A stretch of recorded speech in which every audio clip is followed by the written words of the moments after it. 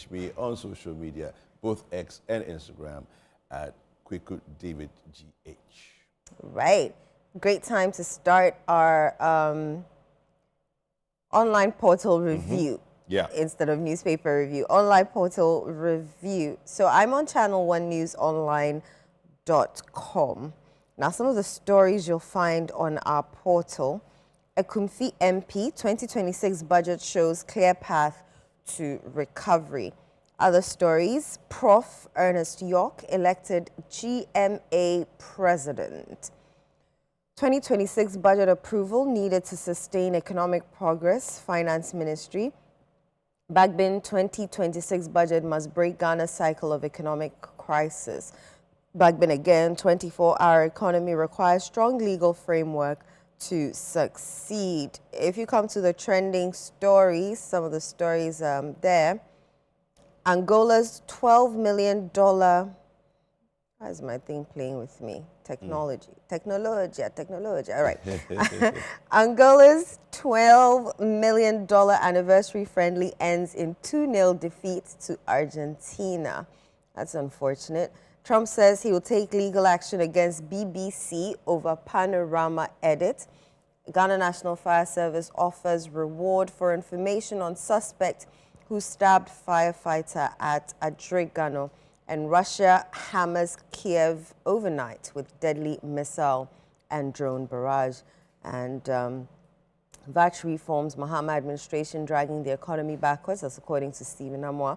Cocoa Board stuck with 3,000 unneeded jute sack containers at Forsen. Kweku.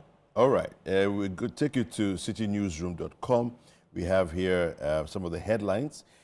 2026 budget, boosting agriculture key to Ghana's growth. And this is the Ekumfi MP speaking there. We have Prof. Ernest York, elected president of Ghana Medical Association. We also have Navy officer to swim 3.1 kilometers non-stop to support special needs project. And we'll be bringing you some of those conversations later on in the show. Ensure value for money in 2026 budget debate, Rickett Hagan to MPs. Debate 2026 budget beyond party lines, Patricia Appiah-J tells MPs. We have Cape Coast Teaching Hospital begins rollout of new e-health system. This is coming from the minister, Mr. Akando. We have a success of 24-hour economy requires full government audit service support, and this is coming from the Speaker of Parliament. We have, again, the Speaker of Parliament, Honorable Bagbin. 2026 budget must drive Ghana's economic transformation. Ideas, not money, will drive Ghana's transformation. This is Mr. Baumia speaking. And we have Brigadier General Sackey. Ghana Armed Forces must rethink recruitment after LWAC Stampede. And I'll bring a brochure to Ghana if you elect me president. This is, again, Mahamadou Baumia, His Excellency, speaking there. Okay, I'm on graphiconline.com. Graphiconline.com, some of the stories on that portal. Ghana's ambassador to Holy See, Ben Batabe Asro, presents letters of credence to Pope Leo XIV. Businesswoman nabbed for allegedly selling cannabis-laced drinks. Businesswoman nabbed for allegedly selling cannabis-laced drinks. Vice President visits victims of GAF recruitment stampede. 65% of adult Guineans cannot afford healthy diets. And fire service hunting for suspect who stabbed firefighter during Adregano blaze on Friday night. NHIA to roll out updated healthcare tariffs to reduce costs to patient. Police arrest 2 for possession of narcotic drugs on Agodeke Donkokrom Road. NACCA Deputy Director General replies GTEC on invalid SMC doctor title and says until a court rules otherwise, he'll continue to use his title. This is the first time someone actually stood up to the GTEC. Yeah. Interesting. Nana Kunedo Ajiman Rollins and the 31st December Women's Movement. I think that's a write-up on our former First Lady. 2026 budget, a fiscal deception full of lamentations, according to the minority. Aftermath of LWAC disaster, new recruitment measures for security services, Interior Minister saying so. State funeral held for former Council of State Chair Cecilia Johnson. VRA commends engineers for collaboration in power generation. Fight against HIV, Lordina Foundation leads medical outreach in the Bono region. And World War II veteran 103 hailed at Remembrance Day parade. And President Mahama cautions new Hajj board against exploitation of pilgrims. Okay. Right. So let me we'll touch on a few headlines from the Newscenter.com. We have Baumia, elect me president and I'll bring a brochure to Ghana. Okay, we have 2026 budget is empty slogans. Fiscal deception is coming from the minority in parliament. We have MTN Ghana leads Sakumono beach cleanup. And the story we brought you yesterday, onions valued at 3.1 million Ghana cedis left to rot at Ajen Kotoku market. Again, this one is from yesterday as well. More than 334,000 Ghanaians currently living with HIV, something we really need to do something about strongly. Adam hits 24-hour economy over joblessness and poor clarity. So those are some of the headlines that we have from the newscenter.com. Okay, I'm on gna.org.gh. BOG governor calls for sustainable, inclusive financing. Government to invest $1.7 billion in agric transformation for 2026. A lot of the stories are on the budget. Mahama tasks new Hajj board to operate under clear guidelines. China's zero tariff will boost Ghana's exports, as according to the Chinese ambassador. Recruitment into security services will be free, fair. That's according to the Interior Minister. 2026 budget contains only cosmetic rhetorics, failing to deliver jobs for Ghanaians, the minority declares. And Ghana's tropical fruits in high demand in key international markets. And most of the stories from the budget. Government allocates 40 million Ghana cedis to creative arts and film funds. Government allocates 150 million to Black Stars participation in 2026 World Cup. Government targets modern, sustainable fishery sector to boost jobs and exports. And government to spend 302.5 billion Ghana cedis in 2026. Right. Yep. All right. Well, I think we can look at some details. Yes. Let's go into Let's get into some details. Some of the details. You want to start, or no? You can go ahead. Go ahead. I'm now opening a story. Okay, so I'll take you to citynewsroom.com, and let's look at the story on ensure value for money in the 2026 budget debate. Rickard Hagan to MPs. Deputy Majority Leader George Kweku Ricketts Hagan has called on the members of Parliament to subject the 2026 budget to rigorous scrutiny to guarantee value for money and ensure that that national resources are used efficiently and responsibly. Now, speaking at the post-budget workshop in Accra, Ricketts Hagan has stressed that lawmakers have a duty to ensure that the budget reflects not only fiscal prudence, but also the needs and aspirations of Ghanaians. And I quote, as representatives of the people, our duty is to ensure that the budget reflects not only fiscal prudence, but also the aspirations and needs of the citizenry, he said. We as parliamentarians must therefore scrutinize the budget thoroughly, ensuring that allocations are equitable, realistic, and results-oriented.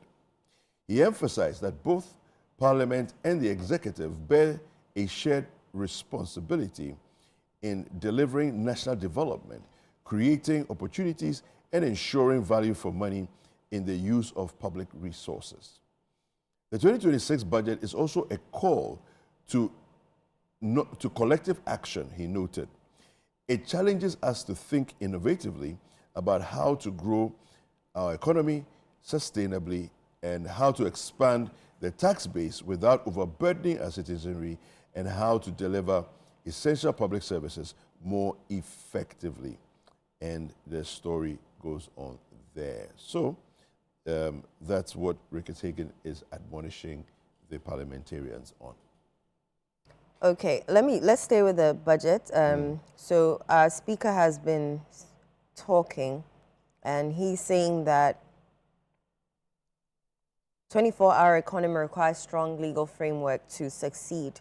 And he says the Speaker of Parliament, Albin Bagbin, has stated that Ghana's 24-hour economy cannot thrive on infrastructure. ChannelOneNewsOnline.com is reporting, but must be supported by a renewed legal framework and a strong governance culture.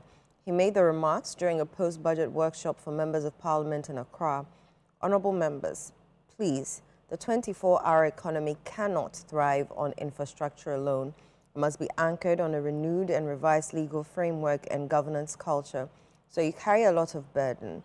He added that achieving the vision for a fully functional economy requires cooperation across all arms of government, including the legislature, judiciary, and the audit service. The pillars that can let us achieve this are not just in the executive, but also in the legislature, the judiciary, and more importantly, the audit service. A word to the wise is enough, he emphasized. Right. I think our budget, well, of course, the minority will never agree with it, regardless whether they were the minority or majority. Nobody will ever agree with the budget being the best or a clear path to recovery. But experts say it shows a clear path to recovery. Others say we don't have confidence in the budget. So I guess we wait to see what is going to happen to us. I mean, I like certain parts of the budget. I like the scrapping of the e-levy. I mean, pardon me. The COVID levy, yes, because COVID is gone. Yeah. And yesterday on social media, I saw someone had posted that he went to buy something and the COVID levy was still there. We're like, oh, master, seriously? Come on, give it a few days at least. The budget was read when?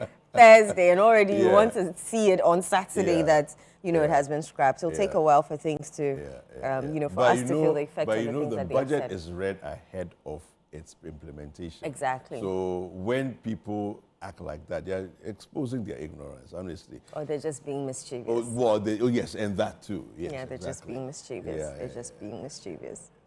So anyway, no, but I think things are looking good and upwards. If it's anything to go by, the various rating agencies having, you know, readjusted or adjusted their ratings of Ghana, the indications are that things are on the up and up, you know, and things are looking good. Remember that we're also leaving the IMF shortly, so we'll be on our own. We won't have the IMF to hold us up to tell us, do this, do that, do not do that, do not do that. So we'll see if indeed hopefully, the GDP will be sustained. I don't know what it is. I don't know what it is that, you know, I think we should be able to do well outside of the IMF. You know, we should be able to do well. I hope this is the last time we go back. Oh. You don't have hope? Well, no, not really, no. So you're saying we'll go back to the IMF? Listen, this adventure we just experienced with the IMF was what, the 17th, 18th? 18th one? Yeah. Exactly. How can you possibly have hope that it's not going to happen again? Oh. 18 times so. This is Mahama. Oh, but Mahama is not going to be 2.0. No, but is it Mahama forever? No. Exactly. But maybe Mahama 2.0 was structured. So maybe in this season and in this era, we won't go back. Okay. Right. But you cannot say so for other governments. So we don't know who is coming. No, and we don't know how it's going to be. Right. You know, we can aspire to it, you know, but it doesn't mean that at least if we have two, for me, I think if we have two clear administrations where we survive not going back, then I think we're in the clear. You know, it's like now people will be held to a higher standard Right. of doing things, so that. And I think that this administration is doing reasonably well to even set a different bar, Right. in a way of doing things as well. So hopefully. Hopefully. I have some I don't know whether it's unfortunate news or, Yeah. I mean, expected news, but fuel prices are expected to rise from November 16. That's today, right? Good thing I filled my tank yesterday. Hey, like failed. Fuel. Like failed. Yeah. Because I bought some. I went above half, but I didn't. You didn't fill. fill. I fill. Fuel prices expected to rise from November 16, which is today. So COPEC has announced, and this is on ChannelOneNewsOnline.com, has announced that petroleum prices are expected to increase across the country starting November 16, 2025.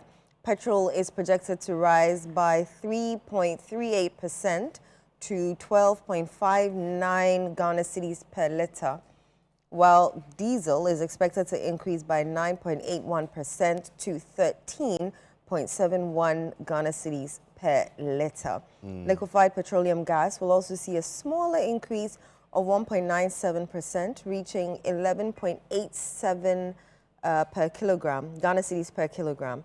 The price adjustments come as global crude oil prices have risen and the cedi has slightly strengthened against the US dollar. COPEC noted that actual pump prices may vary slightly within a 5% margin of the projected figures. Duncan Amoah, Executive Secretary of COPEC, urged oil marketing companies to absorb part of the increase where possible to reduce the impact on consumers. Oh, that'll never happen. That'll never happen. But yes, so if you go to the fuel pumps today and it has increased, don't fight the fuel attendants. It's because of... Oh, why are you laughing? It happens sometimes, yeah. It's because of, prices rising globally and not because anything has happened to our Ghana cedi or otherwise. But yes, so that is what is happening today. Now, speaking of pumps, Ghana government pumps, and this time is into the fertilizer program, 5.1 billion, and this is on the mypublisher24.com. Government pumps 5.1 billion Ghana cedis into free fertilizer program to revive cocoa sector in 2026. Let me just give you a bit of that story there. It says the government has honored its significant agricultural commitment by reinstating the free fertilizer and insecticide program for cocoa farmers under President John Maham's administration.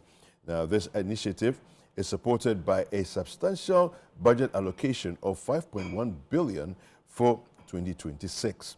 Now, during the presentation of the 2026 budget statement and economic policy in Parliament on Thursday, November 13th, 2025, Finance Minister Dr. Kessil Atuforsen stated that this initiative represents a strategic investment aimed at revitalizing cocoa production, which has experienced years of decline. Dr. Forsen explained that the government has allocated 2.4 billion for the cocoa disease and pest control program, which includes free mass spraying, and 2.7 billion Ghana cedis for the distribution of free fertilizer. These measures are part of a broader effort to enhance cocoa production in the 2025-2026 crop season. So I like this because one of the challenges we've seen for the last probably 10 years is that there's been a consistent decline year on year, in terms of our outputs, the cocoa production outputs.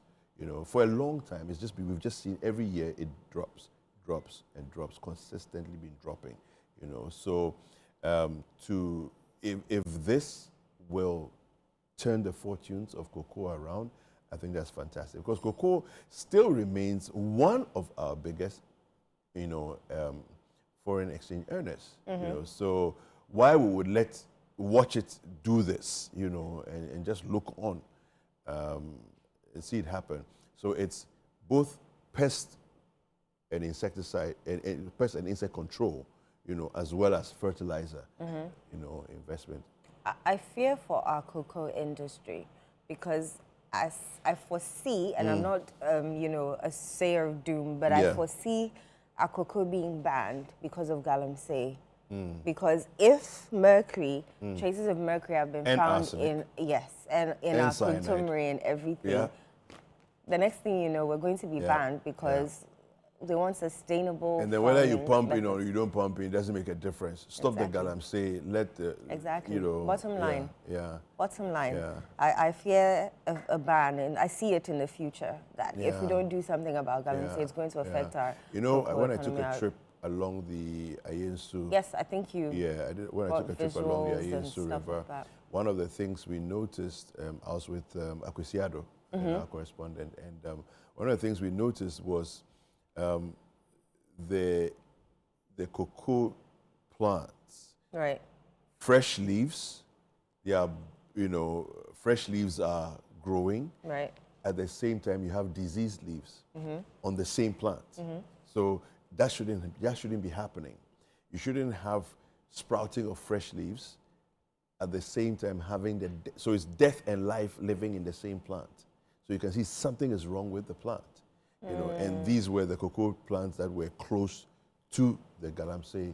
So normally what happens, it'll die off and No, so if it's going to die, it's dying. Okay. If it's living, it's living. You know, right. You shouldn't have that experience where you see death and life in the same plant at the same time. You know? That's a sign of it's trying to live because it's alive. It's you know, but something is killing it. Something's trying to, you know, kill it. So that's sad. Very unfortunate. I have this. I don't know if we can do one more story or a couple more stories. We can. The retired Brigadier General Robert Sackey spoke on the big issue yesterday, and you know, made some comments.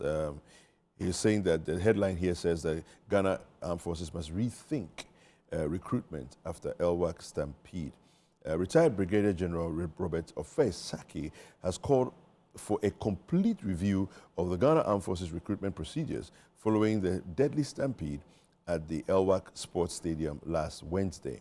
The Wednesday, November 12, 2025 stampede left 6 people dead, 5 in intensive care unit, and 12 others in critical condition. We need an update on this because you can't be in ICU for how many days now? It was Wednesday, right? It was Wednesday, so, Thursday, and this is Sunday. Friday, Saturday, we need an update on 4 this. days. We need an Are update. they still in ICU? You know, are they one out of the of people ICU? who don't speak are the military. Like, unless they release a statement or are peeved, like we saw on Thursday when she came to correct the numbers that was out there.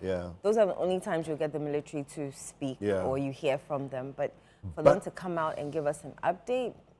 I'm very concerned, though, regarding this. And let me just finish reading this. It says here that thousands of applicants had converged on the stadium in the hopes of securing military enlistment when overcrowding and disorganized queues led to chaos.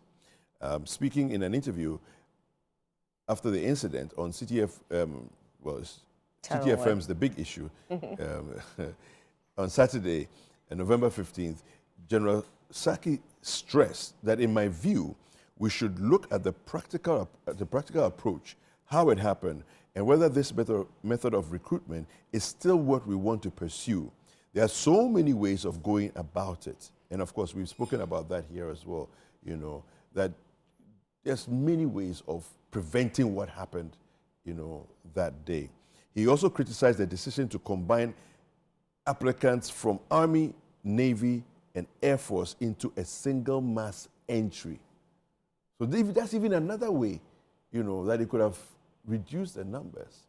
Yeah, and I don't know whose decision it was and thought it was a good idea to do what they did. You know, it's very unfortunate. Anyway, so yes, you can go to cgnewsroom.com and get more of those stories as well. But this whole thing that is happening, you know, when people are in ICU, you're basically on the thin line between life and death. That's ICU. Yeah. You know, so that's why I say we need an update. because they were very vehement that it wasn't 12 that were dead. Rather, it was 6 and 5 were in ICU. So, and those who were on treatment that were in what fairly, we call it what, fairly critical condition. Fairly critical is still critical. So we definitely need an update. So far, the numbers They we still have remain it the are same. from the numbers that we've had since Wednesday. Thursday. Or Thursday. Wednesday, yeah. actually, Yeah, yes, Wednesday when Wednesday. it happened. I don't think it's good enough. Yeah. We need an update, you know, and they need to tell us what's going on, how are the people faring, have they discharged anybody, you know, have people recovered, and what their state and stages of recovery. We need to know all these things, you know, yeah. I know the vice president was there. I want to read that story on graphiconline.com and see if there are any updates from there. So she was there on yesterday, I think.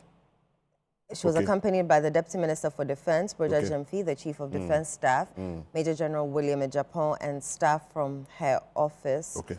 The victims are currently receiving treatment at the 37 Military Hospital. It tells us about the incident. Support. Professor Pokwajima assured the victims of government's full support as they undergo treatment and recovery. She commended the medical personnel at 37 Military Hospital for their swift intervention following the incident. The Vice President praised the doctors, nurses, and emergency staff for their professionalism and dedication, noting that their timely response was crucial in stabilizing the situation and providing urgent care to the members. Okay, it doesn't give us an update on the numbers. but numbers. I think if there was a and change whether there was in the any numbers, we will probably have, you know, been notified. right. Hopefully, we would have been told. And while we're on the, you know, security service and all of that, the fire service are hunting for a suspect who stabbed a firefighter during, was it Saturday's fire incident at Ajurigano. So while the fire service was fighting the fire, someone stabbed. It was a good idea To stab Are you a firefighter. serious? Yeah. So they're hunting for that suspect, and they say they have something special for whoever helps them find the person who stabbed the firefighter. So he's on admission receiving treatment at the hospital. So maybe Why we can do we help do with this that. to ourselves? I don't even understand how someone is helping save, you know, a building situation. or a situation, a building that's on fire, and then you go and stab the person. I don't understand it. I don't know how that happened. I don't know what the person was thinking. But before we go, before you introduce the next guest, I just wanted to say a big congratulations to the GMA president-elect and all the new National Executive Committee of the GMA, because, you know, I do a lot of health stories, so I work closely with them. So congratulations to all of you. And I'll be disturbing you, as you know. So when I call you, just pick the call, okay? Yeah, fantastic.